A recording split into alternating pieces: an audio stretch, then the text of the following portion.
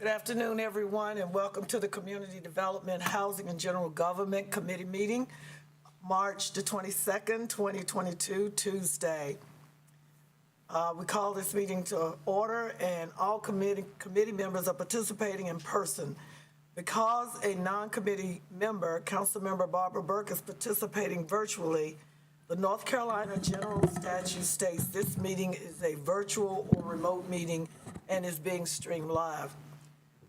Committee members are Councilmember Annette Scipio, Vice Chair, Councilmember Robert Clark, Councilmember Kevin Monday, and myself, Mayor Pro Tem Denise Adams. With the clerk, I'm wrong. See, that's what happens when you go live and you're not used to it.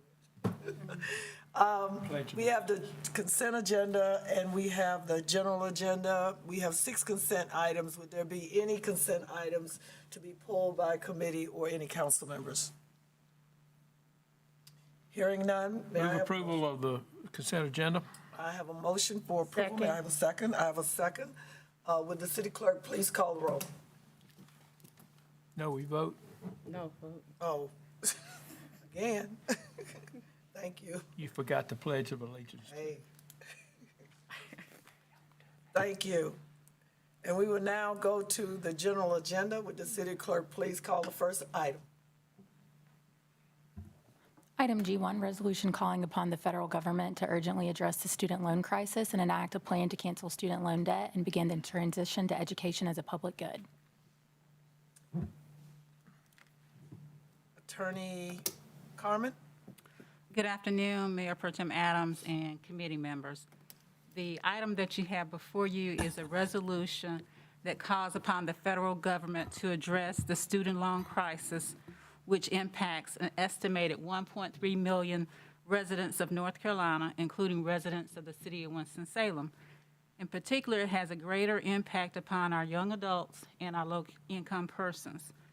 It makes it very difficult, student loan debt makes it very difficult to pay for basic necessities, housing, utilities, and food, and pay the student loan debt. According to some statistics that I pulled recently about North Carolina student debt, and it's an overview, the average balance of student debt is about basically $36,293, and this is as of August of last year. The number of North Carolina borrowers, 1.3 million, and the average total monthly payment is about $282.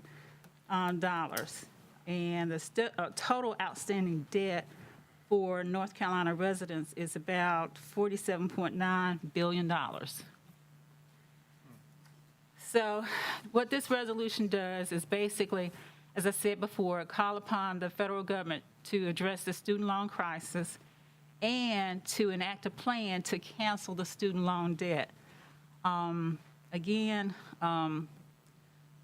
basis for the resolution is the fact that it impacts a number of residents of the city of Winston-Salem and their ability to basically afford the basic necessities and pay the student loan debt.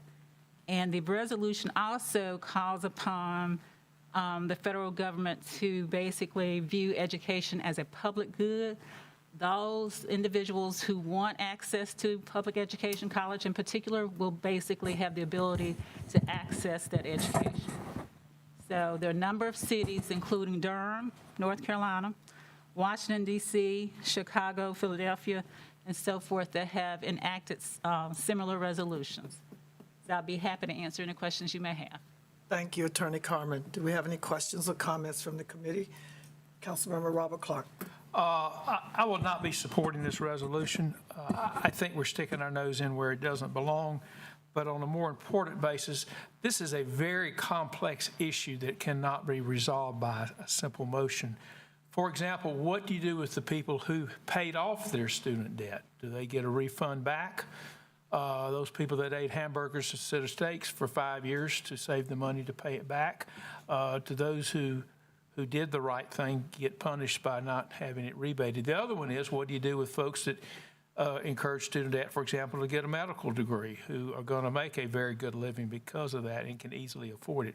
So, to me, the most important one, and my biggest criticism of the federal government, is they haven't done anything to resolve it from continuing. People are still coming out of colleges and universities with an enormous amount of debt that the federal government could do something about, but doesn't.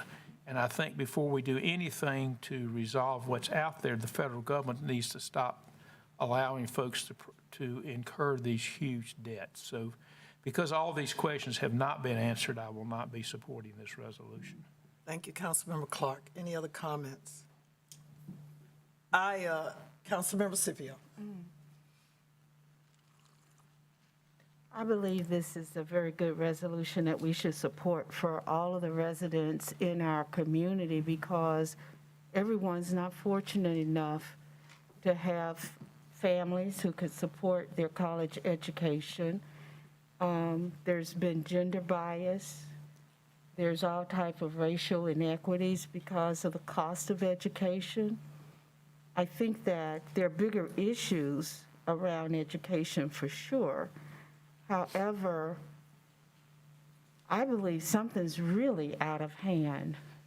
When I finished college, I had the National Defense Student Loan, and okay, it was some time ago, but 67, 68, 69, and 1970,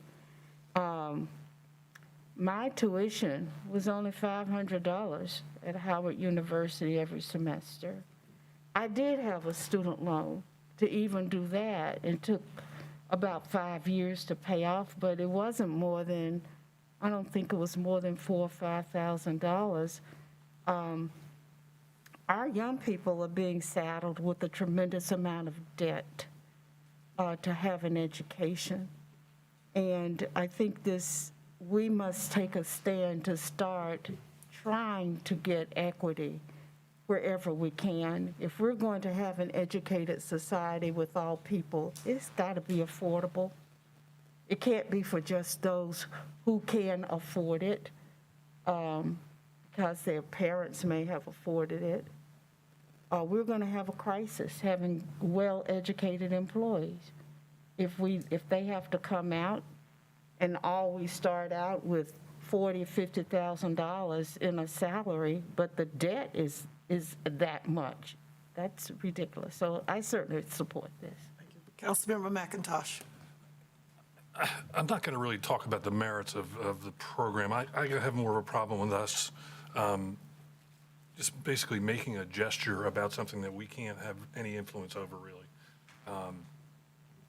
To me, this is something that's going to either get resolved on Capitol Hill or it's not. I don't think what we say as a city council in Winston-Salem brings any bearing to it. So again, I'm not talking about the sort of the gravity of the situation, but I'm just not in favor of kind of making empty gestures. Councilmember Larson.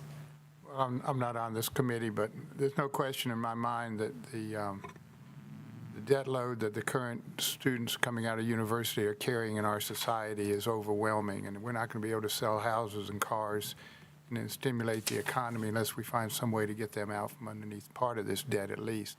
Now, how we actually do that, I think, is going to be up to Congress to figure that out, but we can't keep carrying this thing around. Part of it is responsibilities of the university to become more realistic about how they're charging the students. Certainly, we've got to bring that in line and not just bail everybody out. Because Councilmember Clark's absolutely correct. You can patch the ship now, but it's still sinking.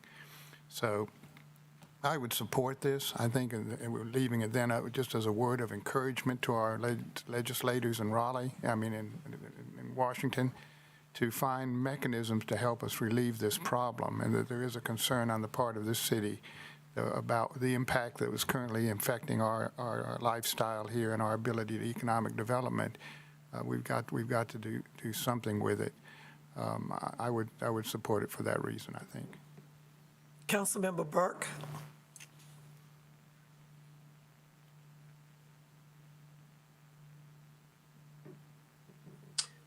Thank you, Mayor Pro Tem. Good evening, members of the committee.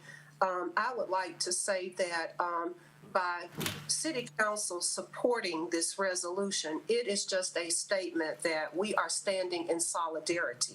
We have no ability to cancel student debt, but it is a way for us to send a message that we are standing in solidarity, and we understand that individuals who are saddled with the student loan debt are individuals who are not able to contribute to the economy and who are not able to provide a living for themselves or their families. So it is a statement and it's a message that we can, as a united council, send and be part of a bigger voice. So I will be supporting this. Thank you. Thank you, Councilmember Burke. I asked the city attorney to bring this forward, and to some degree, Councilmember Clark is right, but some degree he's somewhat wrong, because over the past years, we have passed resolutions here at the council that ended up being laws. And for anyone right now, you need to understand that the ARPA, the COVID, the CARES, some of these council members here, you sent emails and signed statements to your federal officials. We do it for state officials on behalf of the NLC or the North Carolina League of Municipalities. What sometimes resolutions do with government when they see a swell start to happen, whether it's you've got to do something about childhood poverty, income tax credit. You've got to do something about, let's say COVID and how it affected restaurants and businesses. We got CARES and COVID funds. You've got to do something because now after the economy seemed to stall and crash, people need help. Cities need ARPA. All of that came about because of cities and people standing as Councilmember Burke said, in solidarity. So I will be supporting this. Again, this resolution is gathering steam across the country because at the moment, baby boomers don't outnumber anybody when it comes to voting.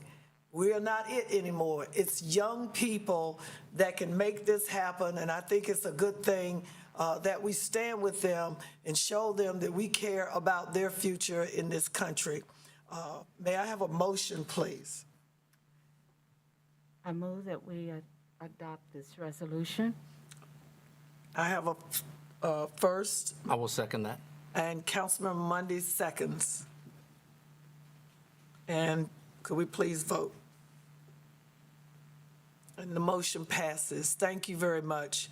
The city clerk, please call the next item, please. Item G2, information on ordinances amending Chapter 2 entitled Administration to create A, Section 2.9, sale or lease of city-owned property for affordable housing purposes, and B, 210, City of Winston-Salem Housing Justice Act. Who's speaking on this? Mr. King, Ms. Newman? It's me, Madam Chair. Okay. Angela? Where I'm still looking for you down there. That's Go okay. ahead. That's okay. I This is understand. hilarious. Go ahead. Okay. If you all don't mind, if you could turn to the agenda item and go to, it should be the second attachment, the chart. And I realize you have a lot on your agenda. Just bear with me. I just want to refresh your memory about the ordinance itself. Starting with 2-9, which is the Affordable Housing Program. And what you have in the chart is the existing language, the prior draft, and the current draft. And basically, except for what you have before you, we've not had an ordinance or structured program regarding the sale or lease of city-owned property for affordable housing. So go to the next chart. And again, this pertains only to city-owned property, okay? And what you have before you in the ordinance basically are some definitions. We have a definition for affordable housing, market rate housing, and mixed income housing. And I'm not going to go through those. Those are basically set forth in the chart and in the ordinance itself. And what we're trying to do now, go to the next page, page 3, is to be more intentional about the use of city-owned property for affordable housing purposes, as well as workforce housing, trying to respond to that crisis that exists right now. And so what we've done with this current ordinance is to require a set-aside of 65% of those properties that are sold or leased for affordable housing purposes. And when I say 65%, that 65% is actually broken down into 3 categories. 20% of the units shall be set aside for eligible households with incomes at 30% and below of the area median income. Then 30%, again, we're talking about of the 65%. 30% of that shall be set aside for eligible households with incomes between 31 and 50% of the area median income. And then the remaining 50% shall be set aside for eligible households with incomes at 51 to 80% of the area median income. So that's 65%, and the balance 35% can be used for basically workforce housing or market rate housing or a combination thereof. Again, trying to be a little more intentional about the creation of affordable housing, but recognizing that within a community, you want to have affordable housing, workforce housing, and mixed income housing. So it's not all just affordable housing. The next page, please, page 4.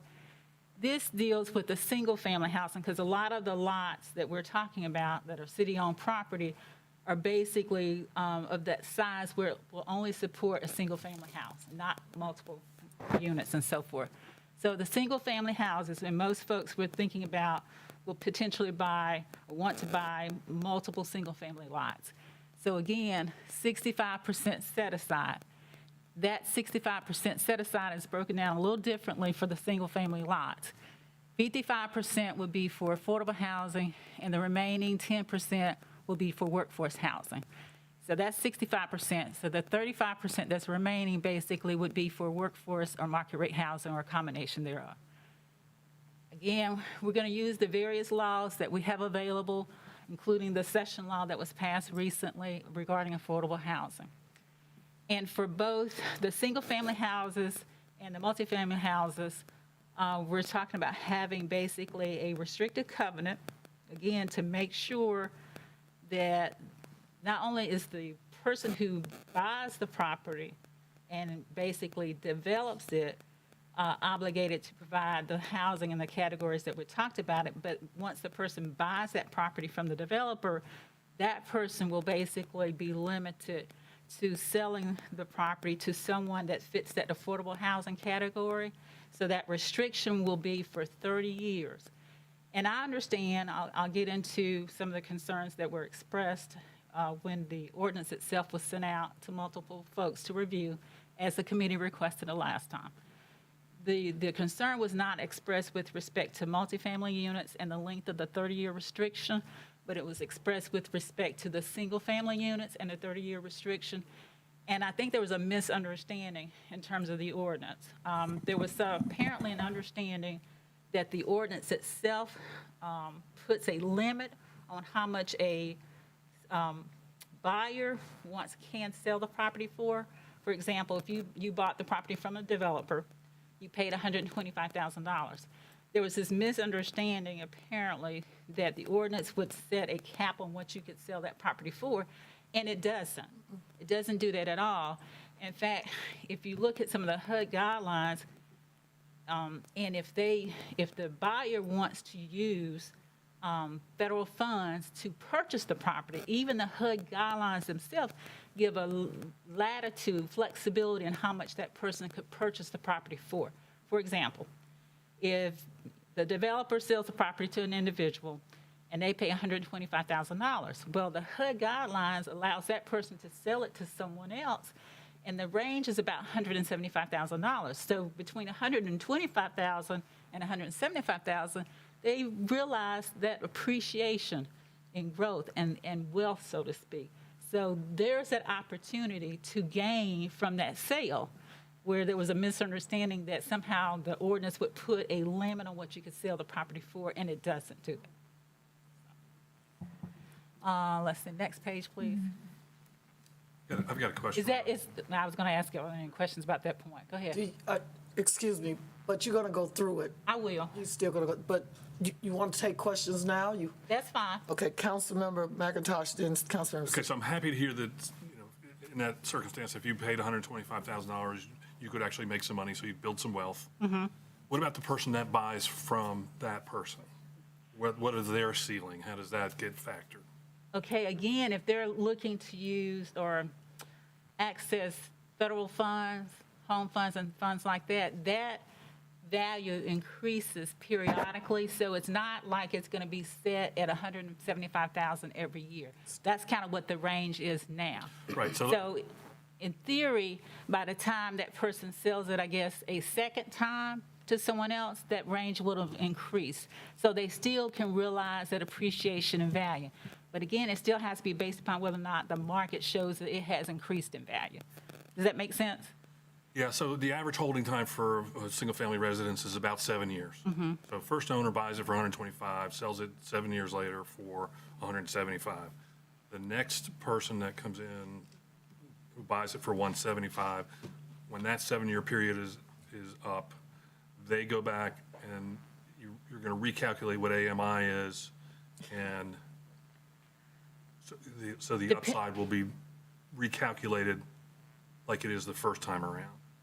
We're going to let the housing guru for the city speak. Ms. Newman, Director of Community Development and Housing. Good afternoon, Mayor Pro Tem Adams, Vice Chair Clark, members, Scipio, I'm sorry, Vice Chair Scipio, members of the committee and members of council. If I could elaborate and expound a little on what the city attorney is sharing with us. The Department of Housing and Urban Development gives the ranges by which a person who is seeking affordable housing, the amount that they can spend for that purchase, more so than what the owner can sell the property for. So currently, under HUD guidelines, a person buying a new home can spend over $200,000 on the purchase of a new home using HUD funds. If they want to purchase an existing home, then the current cap is somewhere around $175,000, $185,000. So that comes into play on the purchaser side. On the seller side, you are free to sell it for whatever you want. The difference is this: if you want to sell it to a person in the market who is not an affordable buyer and would not be using affordable funding, then that second mortgage, that subsidy would have to be repaid. So they're free to sell that house that they bought for $125 for $225. It's just that an affordable buyer couldn't afford that, but they would have to then repay the subsidy that the entity gave them. So you can sell it for whatever you want. Just recognize that if you sell it to someone other than an affordable buyer, that subsidy that was provided becomes due and payable. How is that Councilman McIntyre. subsidy calculated? It's based on how much we gave. So for instance, traditionally, first-time homebuyer assistance, down payment assistance has averaged around $20,000. So that is, whatever that subsidy is not anything that went in on the developer side. This is the straight down payment assistance, homebuyer assistance. I'm sorry. Talking with my hands. That We can't hear you. that the home buyer gets. That's the only money that comes into play that has to be repaid if the house is sold to someone who is not an affordable buyer. Councilmember Scipio, then Councilmember Clark. And then the attorney. I guess I'm gonna finish. my dilemma is the 30-year restriction on the property. So if the house is sold for $170 and therefore the value has appreciated over time,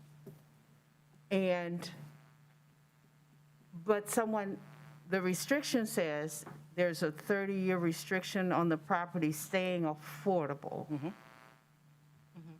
So the new value of the property, though, is $170, right? Not what it was when the $120 Right? correct? Right, the house is appreciated. The house is appreciated, and consequently, the neighborhood has appreciated value because of that, which is very important. What I'm having a problem understanding, I guess, is how do you keep it affordable? It's based on the amount of subsidy that you, as policymakers, can decide that you want to invest to keep housing affordable. So if the current appraised value or the value upon which your mortgage would be based is 170, and you still want to promote affordable housing, and that home buyer needs, we'll make it up, $25,000 now in order to qualify, that is a policy decision that you'll make. So this assumes assumes that we will then be subsidizing subsequent buyers who need a home, and that makes it therefore affordable. That's correct. That's the purpose of our home funds from HUD. They're expressly for that purpose, be it for purchase, home buyer assistance, down payment assistance, or rehab. That's what we use home funds for. So those funds that you are using to subsidize actually come from the federal government. And if I may, if you look at the end of the ordinance, you'll see the list of funds that hopefully will be used for the project. It's on page 5 of the ordinance 2-9. Home funds, housing finance funds, bond funds, CDBG funds, and I'm sure there are probably others. But it is anticipated that those funds would be available to the person wishing to buy the property. And just so we're clear, this has always been this way. Yes. Oh, yeah. Yes. Yeah, just so everybody knows, it's not like we just plug these funds in here. Councilmember Clark. Yeah, if you can bring on the screen page 3, I think it's the previous page of what we're looking at here. The first one, There we go. Yeah. the chart. Ms. Newman, we're currently working on the Brown Elementary and the Cleveland Avenue apartments. How do these percentages here, and this is 65% have to be for affordable, and of the 65%, 20 is such and such, 30 and 50. How do these percentages compare to that current project? So this is the city's policy for our affordable housing objectives. This is unrelated to Choice Neighborhoods, which is a housing authority on property and project. Well, So they don't. now, that's not my question. How do they compare? They are related in that my concern with the policy of this is, are you making it so unprofitable to build these things no one's going to build? So we're doing a project right now. I want to know what these percentages are and compare it to our own policy. So I'd have to go back and tell you what the, You can provide it later. but let me at least speak to the Yeah. fact that the unit mix from an affordability standpoint that was derived for Choice is based on the HUD model for public housing and Choice Neighborhoods initiative. So Choice has its own guidelines. That's fine. That's fine with me. Right. So it's going to be very But different. do not think that they're done in a vacuum. A developer's going to look and say, can I build apartments on this city land and set aside 65% and 20% and 30 and all that, and still have enough income to make the project go? HUD has much more restrictive guidelines as it relates to Choice Neighborhoods than for what we Okay, use. if you could just provide it to me, please. Not a problem. Thank you. Can I address that point, Madam Chair? Attorney Carmen. And I'll try not to be long. But the ordinance itself contains a provision whereby if it does not financially work for the project, council can waive that requirement, those percentages. And not only that, council members, in particular the council member of the ward of those lots that are in the map book, which is in your agenda, if the council member of the ward wishes to exempt certain properties from consideration of the program itself, those properties can be pulled out. Okay. I mean, I've been looking at that book for 22 years now of all the properties we own, and we still own the same ones we owned 20 years ago for the most part.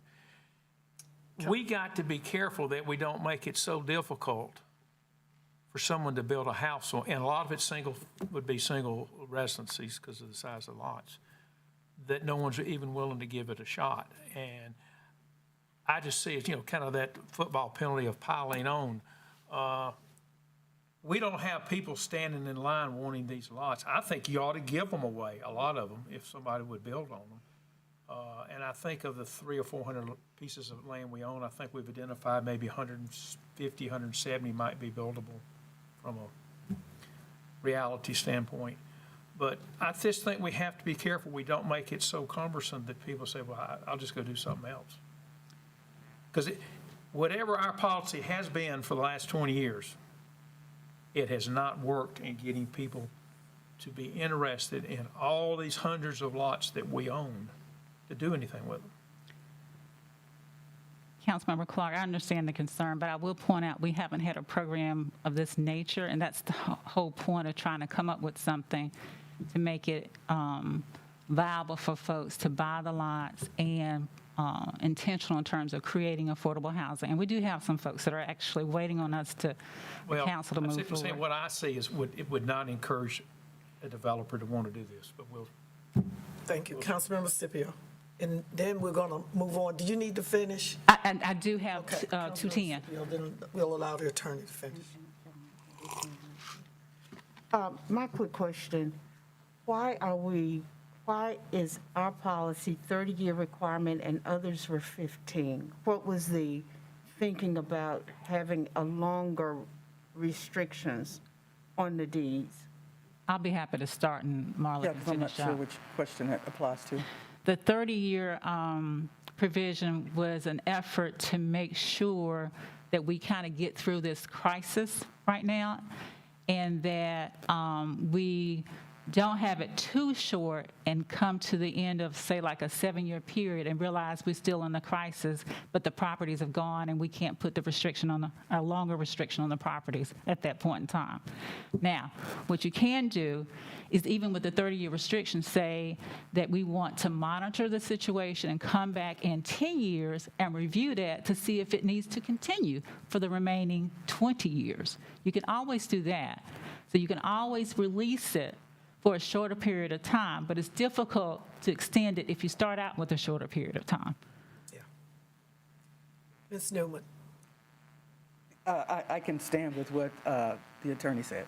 And one of the things that we, as you know, in this journey over the past 5 or 6 years, even before you came, Ms. Newman, Attorney Carmen and Councilmember McIntosh, we have seen the affordability clause running out on the properties that we owned or created or built in collaboration and partnership. And that's happening all over the country as well, that in all of the cities, you got thousands of units that are coming off the affordable, list per se, category. And now they're becoming market rate. And market rate is driving the market. So those units are gone. They'll never come back. And that's another reason that we're trying to do this, because even here in Winston, we're going to lose some units in the next couple of years. Any more questions or comments? You want to finish? Just go to, Councilmember Larson, did you have a question? I wanted to address Councilmember Clark for just a minute. I agree that we ought to be able to either sell these lots. I think we're now authorized to sell them for $1 a piece if we want to. We basically have the ability to set the price on the lots, so to maybe act as an incentive.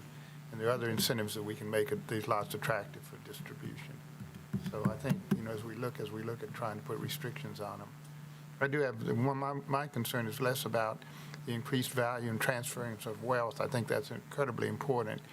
What I want to make sure is that as we go forward with this project, that we're not making a situation where somebody can improve themselves and move from one economic level to another.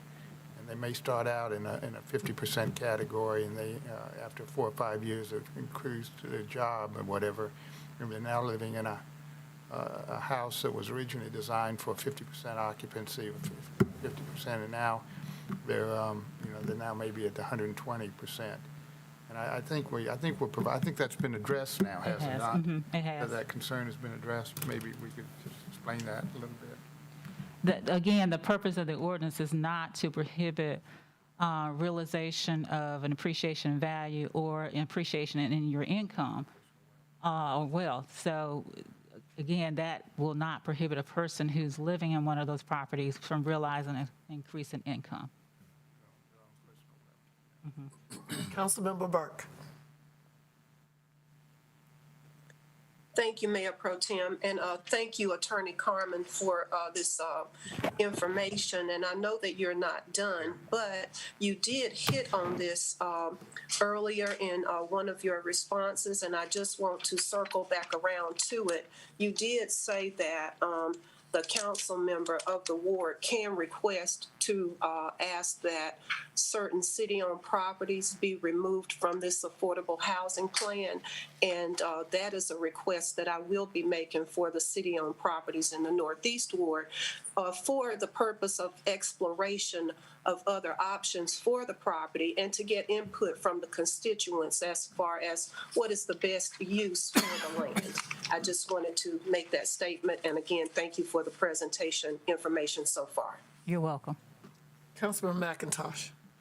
So there's nothing in what we're talking about right now that ties our hands as to how we dispose of the property in terms of using it as an incentive. I mean, we can give it away if we feel like that's what's it's going to take in order to get a developer to build on it. So we've got 253 parcels that it looks like that are buildable, that are kind of in inventory. If we can give half of those away and get half of those with houses built on them, we're way ahead. So, but that's not really what we're talking about here. We're not talking about what kind of incentives we would use. We're just talking about restrictions. That's correct. But to answer your question, the session law that was passed that you all asked for allows you to sell these properties for and without consideration. So as part of a program you're putting together, as mentioned in here, you could sell it for $1, but again, you're requiring that purchaser to commit to affordable housing for that 30-year time frame, which, as I indicated before, you could visit that 5 years, 10 years, 20 years down the road and decide you want to release that property from that covenant. But initially, yeah, you could sell it for $1, but you're going to have that covenant on the property, which you can review. Thank you. Okay, real quickly. The other ordinance that you have before you, if you can go to the next page, please. It's 2-10, which is the Housing Justice Act. Again, there's nothing currently in the code that addresses the Housing Justice Act. Next page, please. And the whole purpose of the Housing Justice Act, again, trying to be intentional, is to prohibit discrimination based upon a person's criminal record with certain exceptions, and one of those being conviction that was based upon assault, communicating threats, or illegal use of weapons. Again, we're talking about properties that, city-owned properties that are in the program, sold to a developer or individual, and we're also talking about properties where they get city funding. So this is not something that's going to apply citywide to every property in Winston-Salem. It's very targeted, okay? Scroll up a little bit for me, please. Also, again, this prohibits discrimination based upon income, sources of income, including a financial assistance from any rental assistance program. Scroll up for me, please. Supplemental security income, housing choice voucher, basically prohibits the person who gets the city-owned property or who gets city funding from discriminating on that basis of sources of income. There's also an affordability component in there as well. Basically, briefly, 33% of the units will be set aside for affordable housing and workforce housing. The remaining 67% can be used for workforce housing, market rate housing, or a combination thereof. Again, there is a 30-year requirement and so forth with that. Again, trying to be intentional with not only the sale or lease of city-owned property, but when you're coming to get city funding for housing as well. And that's it. I'll be happy to answer any questions. Sorry it takes so much time. Thank you, Attorney Carmen. Committee and members of the council, this is for information.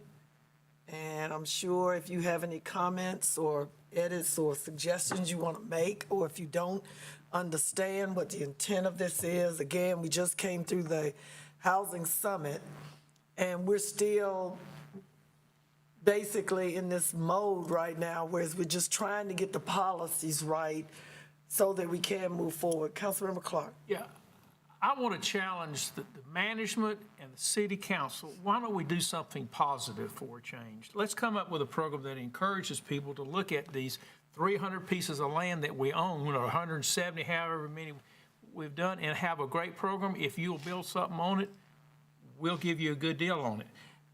I see a policy here that's just more strings and red tape attached to all this, and there may be some good intentions. But folks, I have been here for 22 years, and I have yet to see anyone rush out and want any of these properties. And what I see is we're just going to make it a little bit worse. Why don't we put together a program that encourages people to come in and do something on these pieces of land? And Councilmember Clark, the city manager and staff can do that, but I just need to caution the council. If Councilmember Clark has been here for 20-something years and they've never had really a real housing plan or program, and we've always had lots, did we ever think the lots were gonna people were just gonna come and get them and nobody was doing anything to promote it or craft the legal side of it? You just can't give away city assets without going through the legalities per the general statute. So we are now in that process mode. And hopefully, to Councilmember Clark's credit, staff, he issued the challenge, Mr. Garrity. But at the end of the day, people, I don't think I'll be here in 20 more years. I'm hoping that this council, in lieu of what is going on across the country, we know we have land. There are a lot of cities that don't have any lots or lands. And there's going to be more conversation, Councilmember Clark, committee and council. But I admire you for offering up that challenge. I will say a major housing organization in this town, I spoke with them personally, and they said one of the struggles they have with all the lots we have is all the restrictions on them. There are no restrictions on them right now, though. But I understand. Well, that's not what they said. Well, Yeah, all I can tell you is I've been sitting here 22 years, and those single-family lots are still sitting there. Let's see if we can do something. Councilmember Monday, last comment, and we got to move on. I do think that raises a question, and that is, what is the communication plan? How will we get the word out about this so that this plan doesn't just sit on a shelf? Go ahead. I was going to say, once the ordinances are adopted, I think we'd use marketing and communication and maybe some other outfits to highlight the properties themselves and the fact that they can be sold for, without consideration.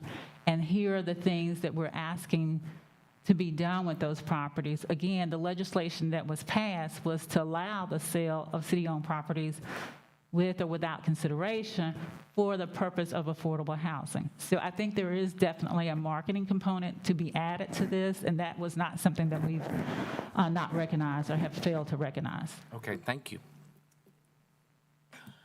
Councilmember Burke. Thank you, Mayor Pro Tem. I'll be quick. I just wanted to say to the challenge that Councilmember Clark put out, just remember I did make a request that the city-owned properties in the Northeast Ward be removed from this plan. Thank you. Okay. City Clerk, would you please, did you want to say anything, City No, Attorney? I'm fine. City Clerk, next item, please. Item G3, information on the Choice Neighborhoods Implementation Phase 2 funding gap. And this item, and Ms. Newman's coming up, I think we discussed this extensively yesterday. And if there is a burning question, because everybody was present, please just do that so we can get through this agenda, please. Any questions for Ms. Newman concerning this item? Councilmember Scipio. What's our next step with this item? It goes to, it'll come to council. No.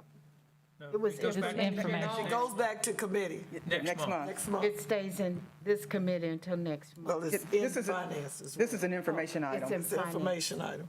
We Yeah, I have to know. make a decision next month. Yeah. Next month. Next month. We have to, okay. Yes, ma'am. Want to make sure. At that time, we will have hoped, again, Marla Newman, Community Development Director, thank you all again. By the time we come to you in April, we should have some recommendations on potential sources to fill the gap that we're being requested to assist with. So this was to kind of lay out the situation this month and do the research and continued legwork to identify the best possible sources to assist Hawes and McCormick Barron Salazar with filling the gap to the extent we can. Thank you, Ms. Newman. Thank you. Next item, please. Item G4, information regarding the development of a transformational center in the Liberty Street corridor. Mr. Rao.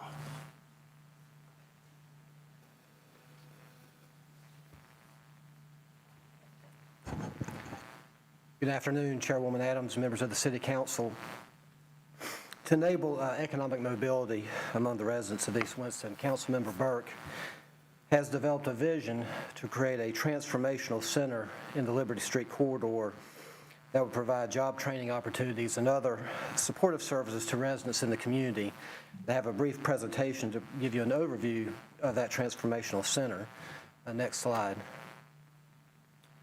So back in October of last year, staff presented a group of parcels in the Liberty Street corridor, north of 16th Street, south of Brandon Lane, there on the west side of Liberty Street, that could be assembled for future development in the Liberty Street corridor, but also could be a potential location for this transformational center. At the time, Council gave staff the authority to seek acquisition of the parcel that's shaded in red, 1712 North Liberty Street. After several rounds of the upset bid process, the city was not successful in acquiring that particular parcel. The council had given staff additional authority to increase our bid up to what was considered the broker opinion of value, but nevertheless, there was an upset bid, and for the city to upset would have exceeded the authority. So now we are focused on the 8 parcels that you see that are shaded in yellow. Next slide. So in terms of the scope for this transformational center, it would be a multi-purpose facility that would have classroom space, multi-purpose office, and other training space to provide the job training opportunities and other supportive services that I mentioned a moment ago. We estimate that would be about a 10,000 square foot facility. And as I noted on that previous map, where it would be located there along the Liberty Street corridor. Next slide. So this is a conceptual site plan that has been prepared, and what we've done here is you can see there that part of that conceptual site plan did include 1712 North Liberty Street, but it also it included the shaded parcels there in yellow. So what had been developed, you can see there at the corner of 16th and Liberty would be the 10,000 square foot facility. There would be parking to the north of the building, and then some other amenities on site. But our thought was to still move forward with acquiring those 2 parcels that are shaded in yellow that are west of the site plan for potential future expansion. Now that we were not successful in acquiring 1712 North Liberty Street, the parcel in red, our feeling would be to focus on how we could adjust that site plan and utilize those 2 parcels to the west of what you see there. Next slide. So staff went through and looked at all the different cost components for building a facility like this, looking at land acquisition and potential environmental remediation, design, construction, FFE, project contingency, and based on our experience with similar type projects. Also, we did utilize the services of a local architectural firm to help us with developing some of the estimates, and you can see there that the estimated total cost is just shy of $5.9 million. and we tried to be very conservative in preparing those particular estimates. In terms of programming, next slide. As I mentioned, Councilmember Burke's vision is for this to be a center that would provide job training, and in particular look at providing job training that would help meet the needs of the city workforce in terms of a lot of our hard-to-fill positions. And you can see there some of the types of positions that the training would be geared towards, whether it be equipment operators, trades positions like plumber, building maintenance mechanic, trades helper, welder, even fleet attendants, building inspectors, and even perhaps providing the classroom instruction for those who are seeking to be firefighters. So really, it would be geared towards providing that kind of job training. In terms of how the services would be delivered, we most likely would be looking to partner with an existing local workforce development organization like Goodwill Industries for Scythe Tech and the Piedmont Tri-Regional Workforce Development Board, as opposed to it being staffed by a city staff. So in terms of next steps, next slide. Today we were presenting the concept, the vision for the Transformational Center.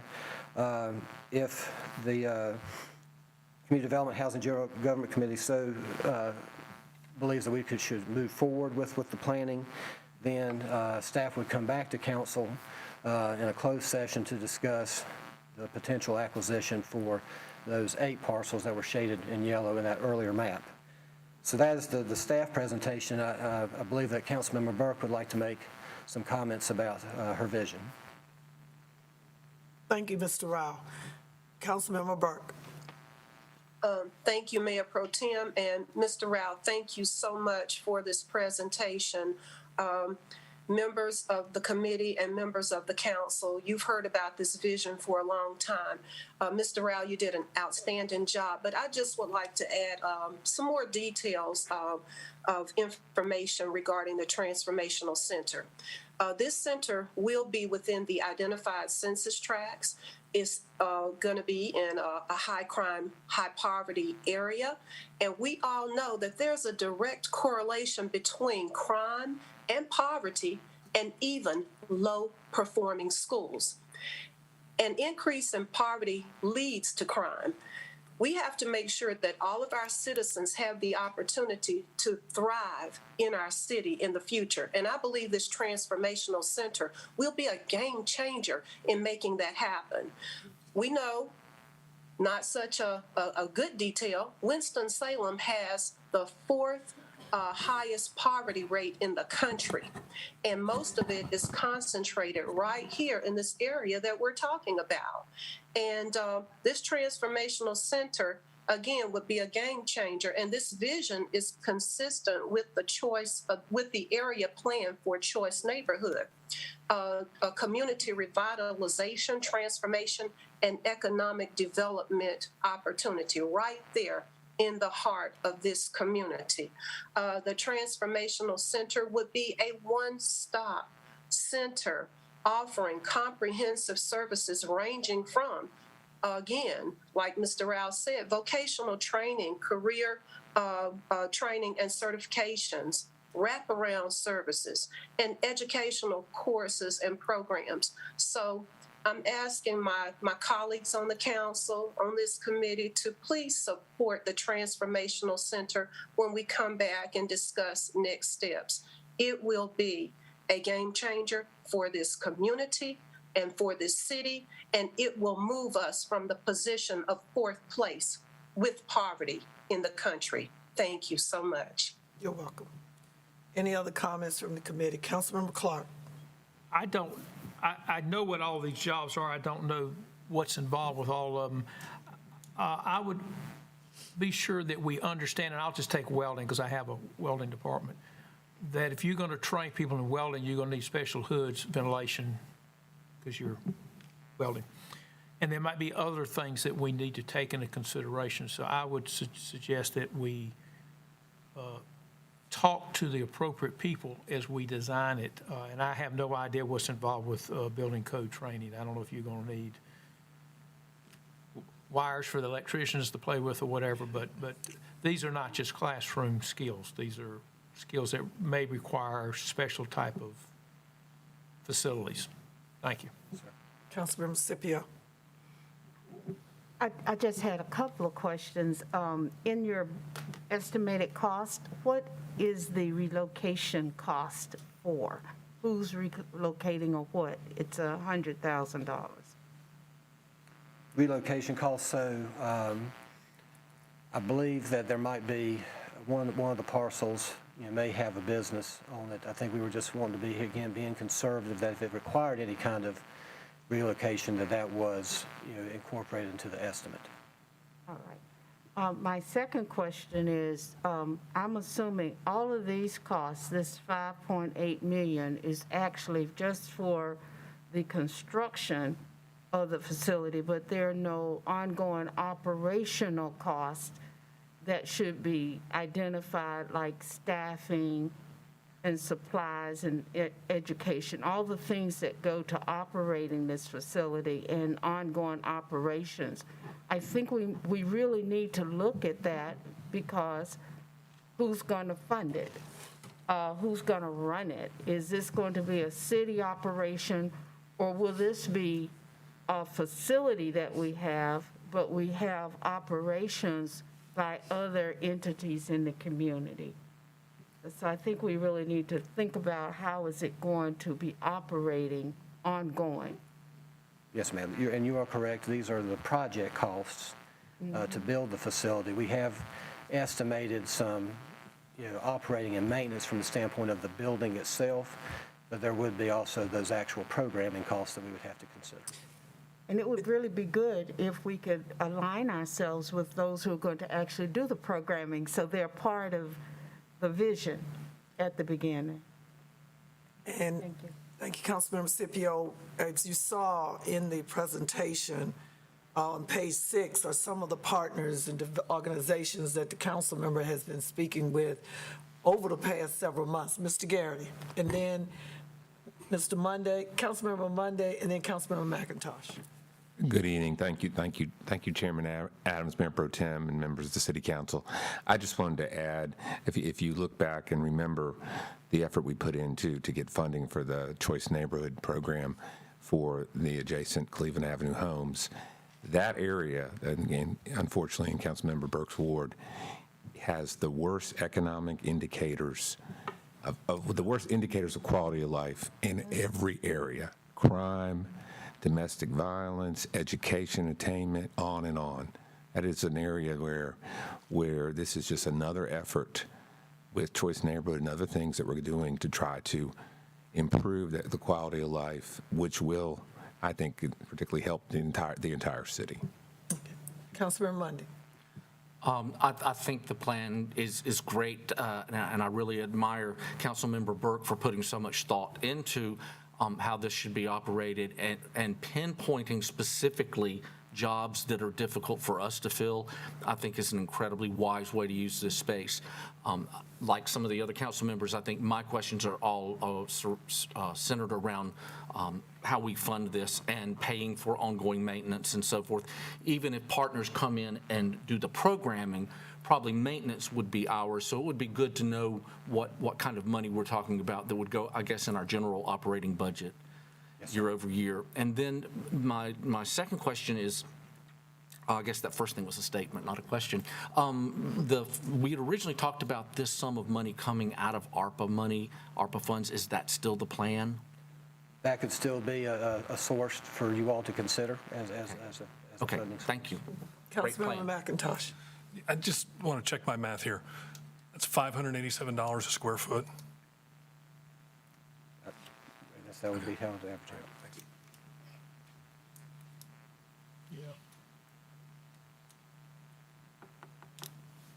Councilmember Larson. Thank you, Mayor. Thank you, Mayor Pro Tem. There's two parts of this that really excite me. One is partnerships that are being developed throughout the community. So when we talk about welding, we don't need a welding shop in this building. We need it at Forsyth Tech. And if we can, the more interaction we can have with existing institutions and leverage what we do I think it's going to be the benefit for everybody. The second thing that excites me about this is we know we've got a bunch of empty job slots here in the city. And it's clear that we're trying to target those jobs specifically to fill our own needs and take the advantage that we have in other institutions to train these people, but act as a clearinghouse to get our own staff trained and up to snuff. So I think those two advantages tell a lot about the ability of this particular center to help the city directly. Thank you. Thank you. One thing that, again, we all need to look at, the federal government has made a $30 million investment. I need us to kind of wrap our minds around that for a community that has nothing. Nothing. I don't think any of you, and I can speak honestly, if I have to go through Liberty, Cleveland at night, I'm driving 100. Police, I said that, police. 100. They have the highest crime. They have the highest poverty. And if the government is investing, just look at Kimberly, what it used to be. Look at Happy Hill, what it used to be. This is an investment not just for now, but the future. The world we look at now so far as housing and economic development or community development, you can build the infrastructure of housing. But if there is nothing there like what we see on the south side, the north side, the west side, and other places, the southwest side, you have nothing. East Winston, Northeast Winston, Southeast Winston, they need resources. They need grocery stores. They need the people in the community, and correct me if I'm wrong, I don't know, Ms. Newman knows, when HUD came and we met Mr. Cheshire, one of the things they were concerned about for the choice, they said, well, there's nothing over there.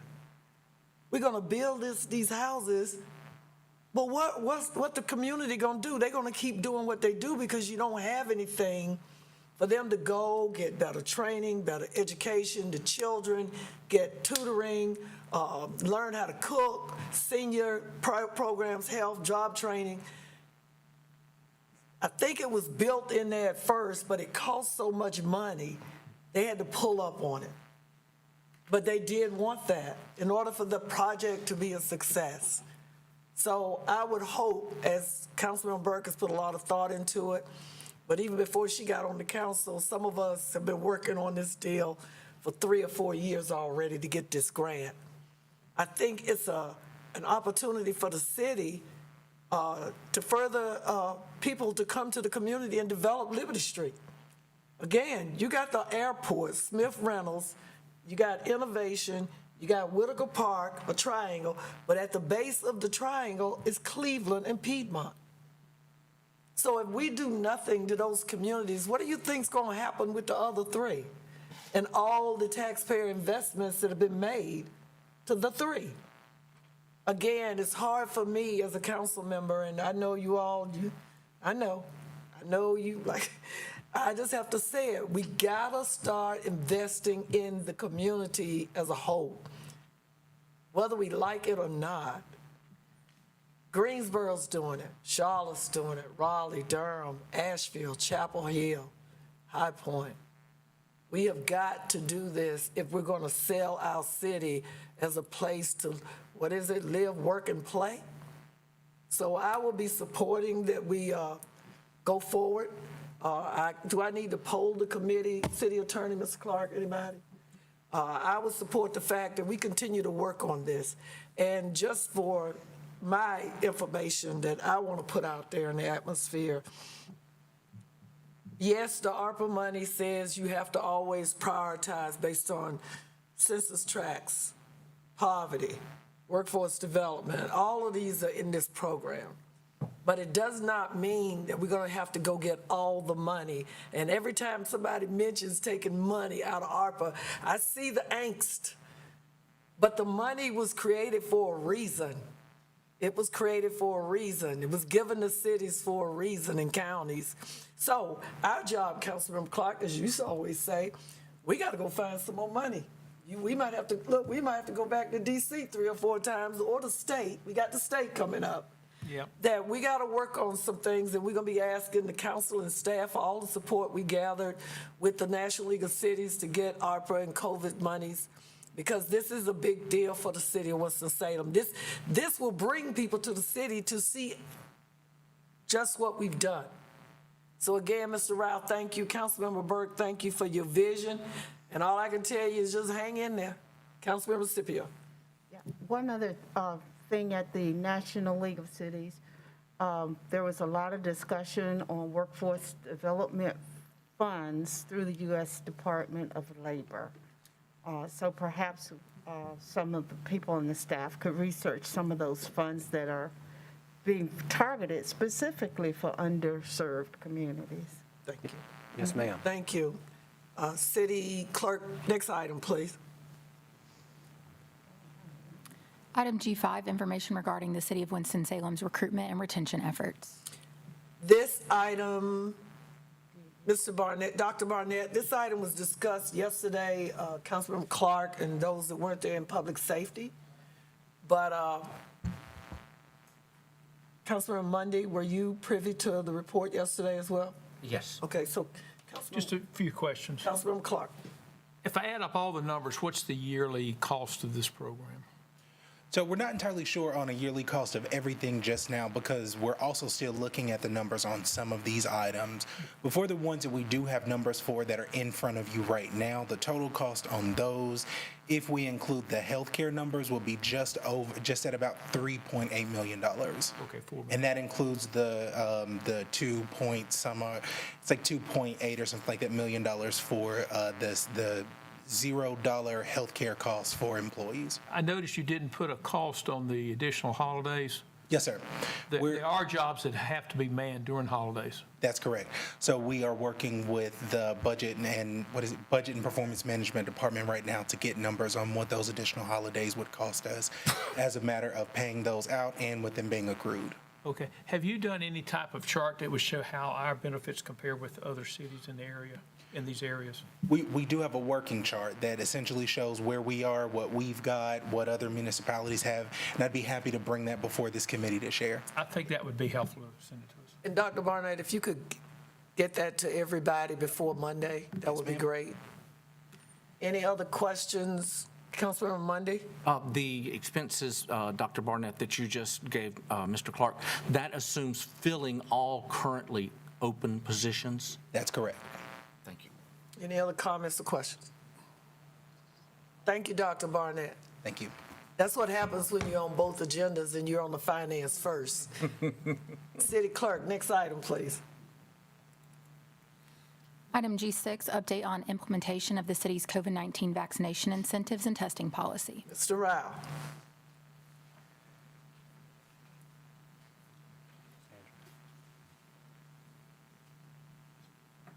Okay. Good afternoon again.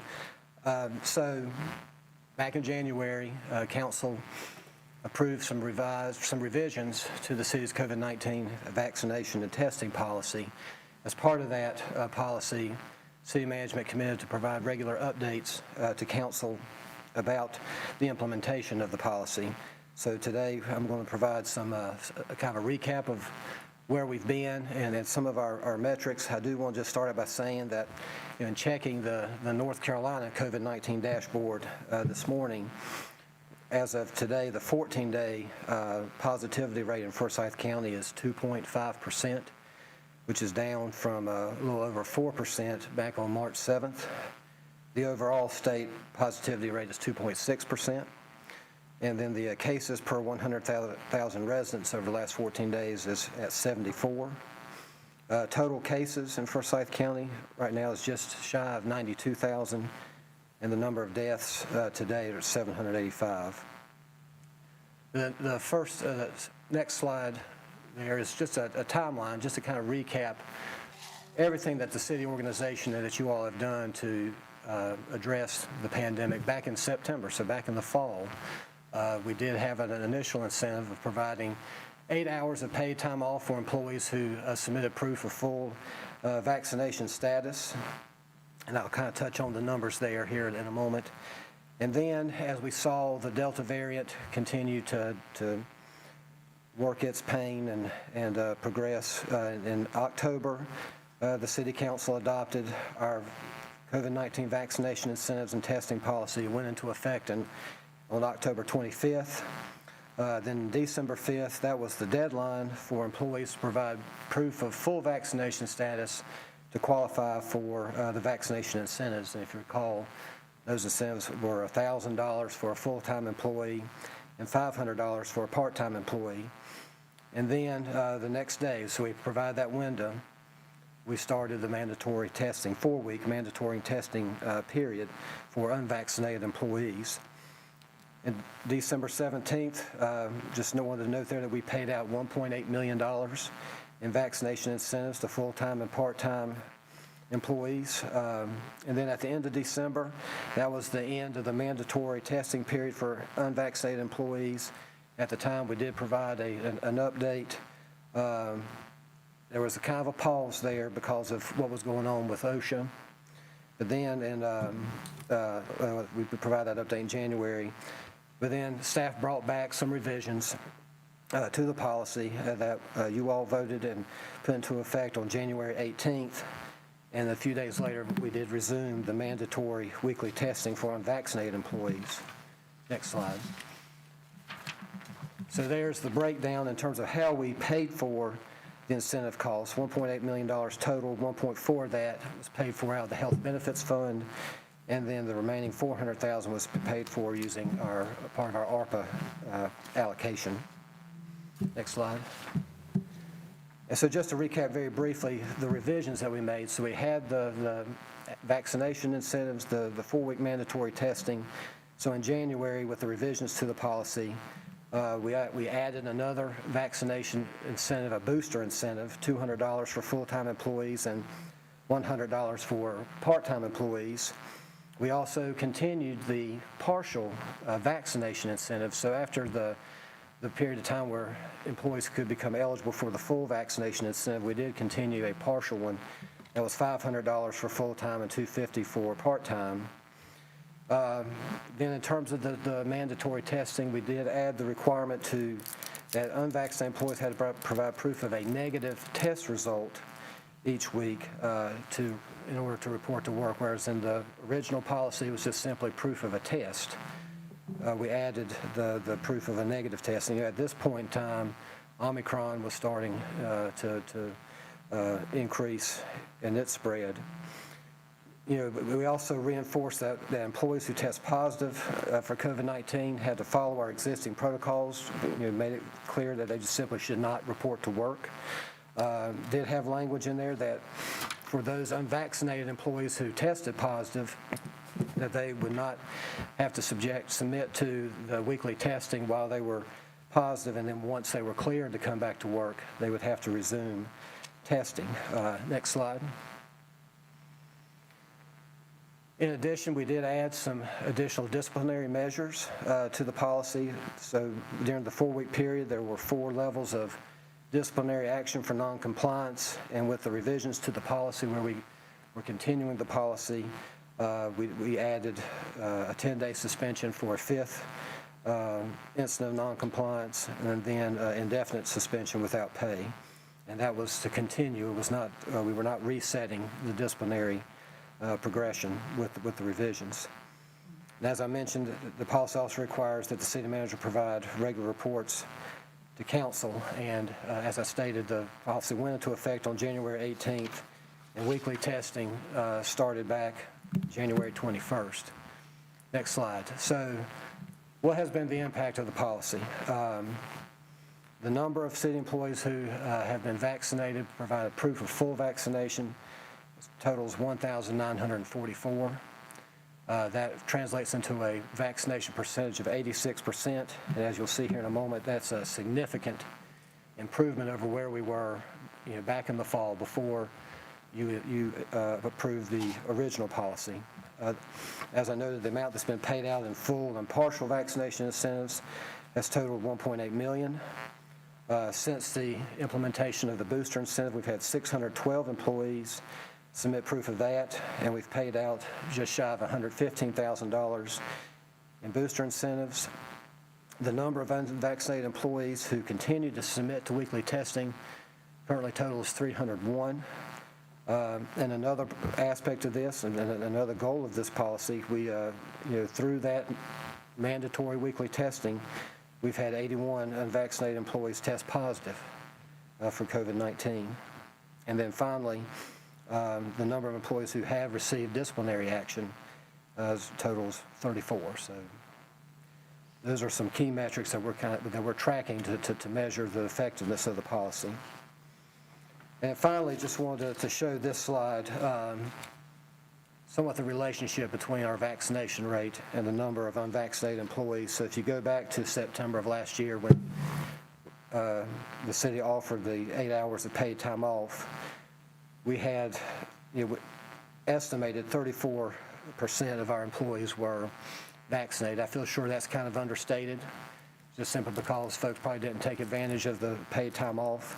But just based on that participation and that incentive, that's where we think we started. So that translates into 1,600 unvaccinated employees, and you can see that once the vaccination incentive policy went into effect, our vaccination percentage has steadily increased up to 86%, and the number of unvaccinated employees has decreased to the current number of 301. I'll be happy to answer any questions. Mr. Rao, and I'll get to the council committee next. I'd like to. Mr. Rao, on your slide that shows the vaccination and testing metrics, I would have really liked to have seen the number of vaccinated employees who contacted COVID a part of this matrix, because what you're giving us, and I understand, but we need to see everybody that's had the virus or if they've been vaccinated, because that's how I would be able to look at both versus apples to oranges. It's apples to apples because they had the virus and they were, vaccinated and unvaccinated. Councilmember Clark? Yeah, just a question to ponder. Are we going to test forever? Is there some point that the percentage of city employees vaccinated reaches that we do not feel it's necessary? Because I think COVID's going to be here for years. I think that is something that we'll have to consider. You all will have to consider. I think we ought to ask some of the experts, whoever they may be. I mean, I remember way back when, 2 years ago when we first got into this, the government was talking about a 75 to 80% vaccination rate. We thought that would get us herd immunity because you also get it if you get it. And at 86%, I would think we got to be approaching that type of number. So I'd appreciate if the staff could at least come back with some type of thoughts on, is there a point at which we can stop testing because we're at such a high percentage? Councilmember Monday? Do we know what that vaccination rate is for Forsyth County? I do not, but I can get that information. Because I think if we're looking at herd immunity, we really want to look Yes, at we the do live in the South. at the entire community as opposed to just the workforce community to make that decision. But I agree, at some point we need to say it's time to stop the testing because it's just not necessary anymore. Councilmember Scipio. Thank you. Thank you for this report. I'm just curious, did we have any persons who had indefinite suspension without pay? I'm not sure, Councilmember Scipio. I can certainly check to get more of the detail in terms of the extent of some of the disciplinary actions. And would it be accurate to assume that indefinite suspension without pay equals terminated? So that's questions been posed. Dr. Barnett, would you be able to weigh in on this?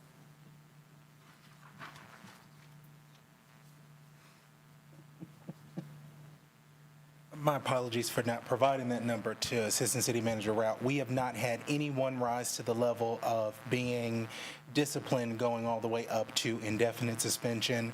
all of our suspensions have stopped right at the 5 days off without pay.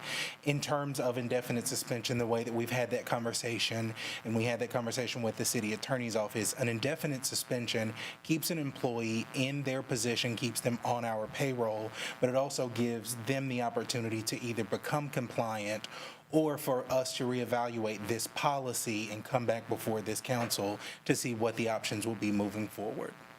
Thank you. Again, I would like to see any metrics that you can give us on the vaccination, the virus, or the testing. I agree that at some point, as hard as some people don't want to let it go, we got to let it go. But I always look at it just like I told the city manager and the council about our petitions here. If it gets to the point that the virus is so low, the cases, we can always take this down and store it. And if this other one that's coming through that they talked about today, that we can put it back up. And we now know how to go do this now. Before, we didn't know. None of us did. So I'm looking at the council as to, you've gotten this update. What is your recommendation to staff? Just bring us the information and. Yeah. My personal recommendation is I think we don't see the need to continue testing at 86%, but I would like some medical folks to comment on that. And I'd like also, Mr. Rao, included, and you may have, I may have left all of that out. What are the other cities doing around us, our size, in North Carolina, Asheville, whatever? Give us about 10 of the major cities in the state as to what they're doing with the testing. Have they stopped? Whatever. Okay. We did provide the comparison with the other large cities, and we do know that Charlotte never started. I know, but we want to see it, the council in a matrix. Councilmember Scipio. Yes, I think we have, I'm just curious, we have 301 people who have not been vaccinated. I'm just wondering, are they throughout the city, across different departments? Are they isolated or concentrated in particular departments? Because it might indicate where we may still have some liability if there could be another epidemic. I do know that even though you're vaccinated, you still can contract the virus. So I'm very concerned about our liability to other workers before we stop testing or anything like that. I just want to see if there's something we need to be mindful about, if they're all concentrated in outdoor jobs or very public jobs. I think it'll be interesting to find that out. But I certainly believe we should follow the guidelines that are being considered by the CDC when it comes to continued testing. Any other comments? Thank you, Mr. Rao. Thank you. City Clerk, next item, please. Item G7, information on ordinance amending Chapter 2 of the City Code entitled Administration regarding remote participation in meetings. Madam Chair, this is me again. That's you again? Yes. You own this meeting, don't you? No, not really. All right, City Attorney Carmen. Okay. Believe it or not, I put together a 2-page chart this time, just to kind of go over the changes. The chart's displayed on the screen. So basically, in terms of the current ordinance, as you all know, based upon GS 166A-29.24, our boards and commissions, as well as city council, have the ability to participate remotely as a body. When the mayor's declaration ends, that provision is no longer applicable, okay? So then that moves us to the other provisions in the current ordinance, which allows a member of city council or members to participate remotely as long as a majority of the body is physically present in the chamber or whatever the meeting room happens to be. Now, for a member or members to participate remotely, there are certain conditions that must be met. Essentially, the member can participate remotely due to a personal illness or disability that does not impact the member's ability to participate remotely, or a family or other personal emergency. So those are the basic two reasons that a member or members can participate remotely. There was some concern expressed about those reasons being very limited. And as some of you all may recall, when the ordinance was first adopted, it was intended to be limited in terms of the member's ability to participate remotely. Times have changed. So the request was made to expand those categories. So what you have in the draft ordinance is another provision by which a member may be able to participate remotely, and that is for other scheduling conflicts that make in-person attendance impracticable. So that's the first change, okay? And then came a question in terms of volunteer boards, volunteer city-designated boards and commissions. And I say city designated for a reason I'll explain in a minute. I think what we have experienced since COVID is an increase in participation among the membership of our volunteer city boards and commissions. So there is a desire by some to continue with that remote or virtual participation as a body, okay? So this provision would basically allow the city-designated volunteer boards and commissions to participate as a body remotely, provided first they have to meet in person and by majority vote make that decision, okay? And there are certain exceptions, one of which is that the Citizen Police Review Board cannot conduct hearings, including case reviews, and I'll make that clear in the ordinance, remotely. Those have to be done in person. And then the Winston-Salem Zoning Board of Adjustment for quasi-judicial proceedings would basically have to do that in person unless the parties having standing have been notified and consent to their hearing, quasi-judicial proceeding being done remotely or virtually. Otherwise, it's in person. And the reason I said city-designated boards and commissions is because it applies just to those. Now, we have city-county boards, so it wouldn't apply to those because you have the county making appointments. And there are discussions with the county about whether or not they want this to apply to those city-county designated boards and commissions. So that may end up being a tweak later on. But in a nutshell, that's the ordinance. I'll be happy to answer any questions. Thank you. Well, I do know one commission or committee, the Transportation Advisory Committee. We have always had, I've been on that committee, Mr. Clark, Councilman Clark, ever since I've been on the council. And it's hard to get 15 people together. And we talked about it at our last meeting last week. And the majority, and we had a quorum, we've had a quorum since the Zoom started, no problem. And what we found was the members of the committee from Bethania, Tobaccoville, Davie County, all of these places where they got to physically get in a car and drive 20, 30 miles to get downtown to the Bryce Building. It was suggested that we stay virtual because everybody gets to see everybody. We all get input. We get the work done, really. So I don't know whether the transportation is a county, state, city, what is it? You have multiple governmental entities making appointments to that commission or committee. So right now, that would not apply, this provision would not apply to that particular board, but we're gonna have discussions with the other municipalities to make sure they're okay with it applying. So that will be part of the tweak that will come hopefully later on. Yeah, because Mayor Horn, Mike Horn, who's the chair of the committee, Councilmember Clark, the mayor and I serve on it. He's going to be getting in touch because we basically took a vote that we wanted to stay virtual. Any comments from the body? And can I make one other clarifying point?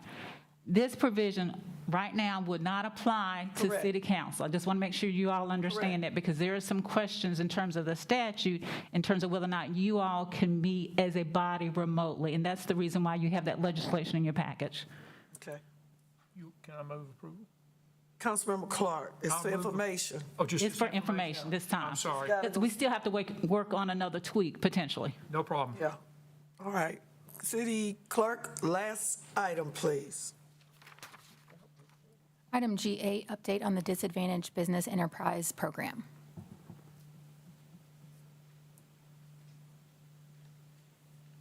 Ms. McCullough.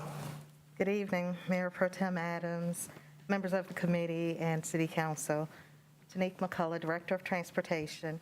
You're going to have to, excuse me, the mic needs to be where it's at least in front of you because we can't hear. Okay, sorry about that. Can you hear me now? Perfect. Good evening again, Mayor Pro Tem Adams, members of the committee and City Council. I'll just give a brief update on our Disadvantaged Business Enterprise Program and the goals that were set and where we work towards that goal. Just briefly, the DBE goals are reviewed annually or twice a year by the Federal Transit Administration. We submit a report every June and December of the year. And in that report, we share with them what the goals were as they've been established, and then how we, whether we accomplish that goal or not. And there are certain measures that we would have to do when we don't meet those goals. But just briefly, the goal is set is 6.9%, and during the second period of the year, we accomplished 1.19% of DBE participation. That was based upon spending $809,231 of transit funds, with $9,660 being paid out to disadvantaged business contractors. So one of the things that we have realized in the establishment of the goals that that were set in 2020 was it was a new program for us. And so when we were establishing the goals, we followed goal establishing procedures as identified by another agency that had a program already. But we realized that our goals set were high because we established that goal not just based upon projected construction dollars, but we established the goals based upon all contract dollars. And when we did that, then of course it required that the goal is higher. If we had established the goals just based upon construction dollars, the goal actually would have been between 1% to 3%. But as it is, the intent is we update this program in 2023 with FTA, and at that time we will actually establish goals that will be more in line with the existing policies as they have. Some of the other things that we're doing is we do have a Dba Liaison, and she currently reviews all contracts that go out, spending any Federal Transit Administration projects, making sure that DBE goals are set, but also that when we advertise for those projects that we're reaching out to disadvantaged business contractors. Additionally, if there are vendors or contractors that may qualify for as being a DBE firm, then she encourages them to work through the state to try to become certified as a DBE firm, especially if they are being awarded funds through the city, so that we can work closer towards getting, not just meeting the goal, but exceeding it. We do anticipate that our next reporting period will look a little bit better because of the efforts that were put forth during this time. We do have a few contracts that have DBE contractors with awarded funds, and so our next quarter dollars should be a much higher than what you've seen. But if you look at the report, you'll see we've made some progression, but we are continually trying to do a lot better. And I will answer any questions anyone has. Who is the DBE liaison? Oh, I apologize. Marlene Davis is here with us, and she's sitting in the back. She is our DBE liaison. All right, thank you. Any comments, questions from the committees, council?